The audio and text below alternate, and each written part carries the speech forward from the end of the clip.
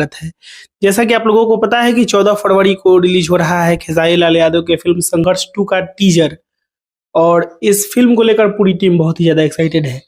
इस फिल्म का प्रमोशन बहुत ही हाई लेवल का होने वाला है और टीजर के लिए ही, मात्र टीजर के लिए ही कल सुबह में 9 बजे इंस्टाग्राम पे इस फिल्म के director, producer, actress, actor, Khesari Lal Yadav actor और पूरा जितना टीम है, यूनिट है, सब कोई लाइव आने वाला है आप लोगों के बीच संघर्ष के कहानी को दोहराने के लिए।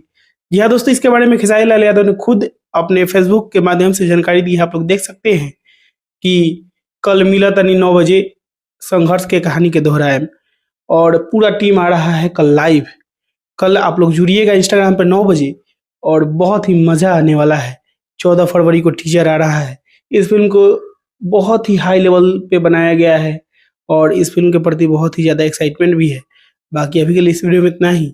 आप लोग कल जुड़िएगा 9 बजे खेसारी लाल यादव के इंस्टाग्राम आईडी पे।